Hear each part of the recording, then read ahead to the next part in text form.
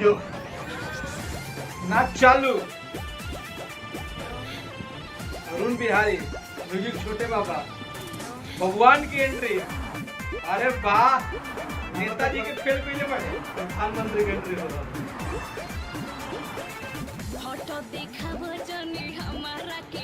Dance व्यवस्था।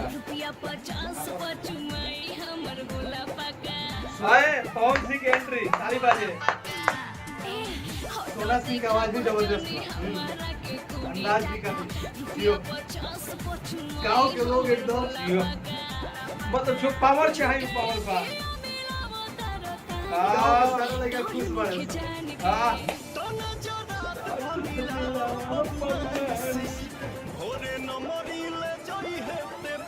जियो जियो।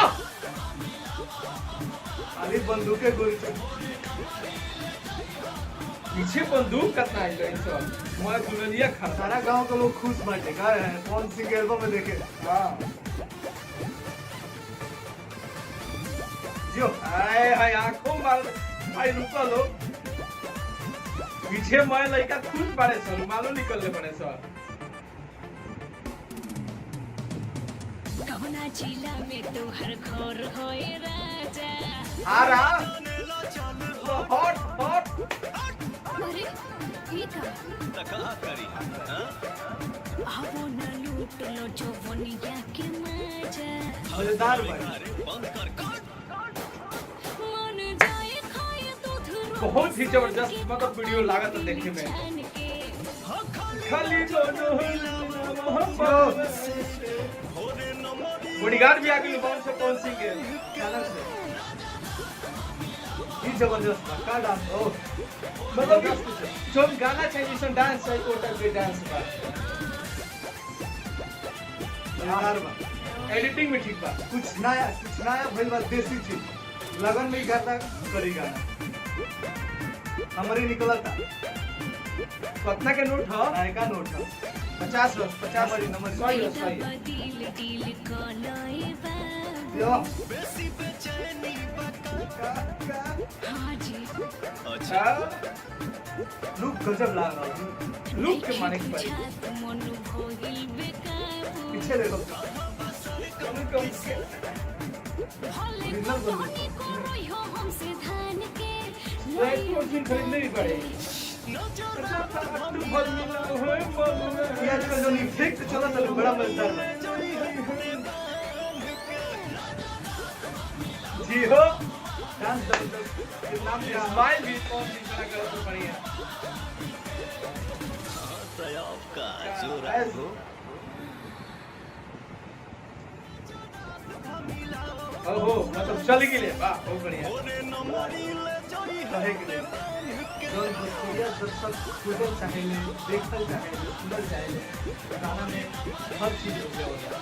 और आप लोग बता दीजिए कि गाना की खास बात ई बा कि गाना खास तौर पर देखल जाओ तो मतलब एगो एटीट्यूड वाला सॉन्ग बा कि में हीरो के अपन एटीट्यूड दिखावे बा। तो वो टाइप के पवन सिंह जो कि देखैले बारे उनका एंट्री भी बड़ा जबरदस्त भइल हा। और इनमें ज्यादा डांस भी नहीं करेंगे, डांस तो करे के बाद जो कि हीरोइन बाड़ी है गाना में उनका वो बड़ा बढ़िया खूबसूरत डांस की ले बाड़ी। और पवन सिंह के जो कि एटीट्यूड साफ दिखाई दे रहा बा का एक्सप्रेशन देले बड़े गाना में। एक्सप्रेशन किंग कहल जाला भोजपुरी में उनका के। और एक्सप्रेशन भी पवन सिंह के लाजवाब बा जो कि आँख के ईट नजर मिलाओ हेने आवा बड़ा ही बढ़िया जबरदस्त ये चीज तो उनका खासियत खासियत डाला। और आप लोग बता दी कि ई लुक के संजय दत्त से कंपेयर कर जा रहा बा कि संजय दत्त भी एगो फिल्म में बड़ा ही जबरदस्त इसी टाइप के लुक दे रहा। हाँ तो वही टाइम में लुक बा आ देखल जाओ तो बड़ा ही बढ़िया वास्तव हाँ बड़ा ही खलनायक वाला लुक बा। वही तरी बबुआन जो कि आप जानते बनी गांव में थोड़ा रुतबा होला बबुआन राजपूत के लोग लेके करेला। तो पवन सिंह जैसे कि हमनी के समाज में जो भोजपुरी समाज एगो राजपूत के मतलब वो एटीट्यूड दिखावले जाला प्यार से ही लोग करला एमे कोनो जात वात नहीं थी शुरू से ही एगो बनल बाटे भाव बनल बा।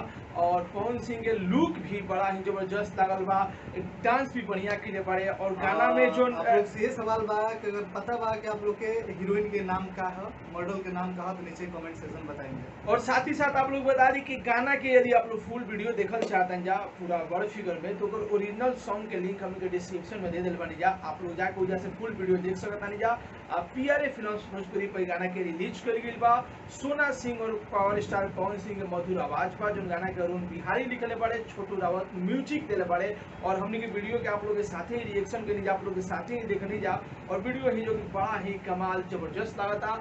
तो कितना स्टार देना चाहो? 5 में से 5 में से 5 में से कितना स्टार दे? 5 जो कम पड़ी हुई बटे, 5 से ज्यादा भी रही तो 5 से ज्यादा भी रही। तो हमने दोनों भाई के तरफ से, तिवारी ब्रदर्स के तरफ से एक गाना के जो गाना के नाम बा नजर मिलाओ बबुआन से के वीडियो के 5 में से 5 स्टार देते रही जाए। 5 में से बिल्कुल आप लोग से निहोरा बा कि ज्यादा से ज्यादा चैनल के सब्सक्राइब करी जा, ये वीडियो के ज्यादा से ज्यादा शेयर करी जा, लाइक करी जा। आपके जा ओरिजिनल रिव्यू देगा, जो कमी कुछ लौकी गलत लौकी उहू बताई जा। हर एक गाना के रिव्यू की कोशिश करिए कि जितना भी आप लोग के स्टार बड़े जो आपके दिल में रहे ला लो और सब कोई के रिव्यू करी जाओ। कुछ कमी बा, कुछ गलत कर रहा लोग समाज में, वीडियो के माध्यम से गलत संदेश जा रहा बा, वो पर भी कमेंट कर जाए। बस आप लोग प्यार आशीर्वाद बने रहिए। नया चैनल बा और आप लोग एक चैनल के भी ज्यादा से ज्यादा सब्सक्राइब करी जा और यदि आप लोग भी नजर मिलाओ बबुआन से वीडियो देख लेनी जा, अभी देखनी जा, यदि आप पहले भी देख चुकल बन जा तो आप लोग के वीडियो कैसा लागल बा अपन राय, अपन कमेंट, अपन टिप्पणी रख सकते हैं। और भी कोनो रिव्यू करावल चाहते हैं, रिएक्शन करावल चाहते हैं तो जरूर नीचे कमेंट सेक्शन में बताई जा। आप लोग के जोन बात बाटे सराखों पे रही। तो ई वीडियो आप लोग कैसा लागल अपन राय बताई जा। तब तक के लिए मिलते हैं भैया अगला वीडियो में एगो नया वीडियो के रिएक्शन के साथ। तब तक के लिए बाय बाय, टेक केयर, जय भोजपुरी, एकदम बना के रखिए।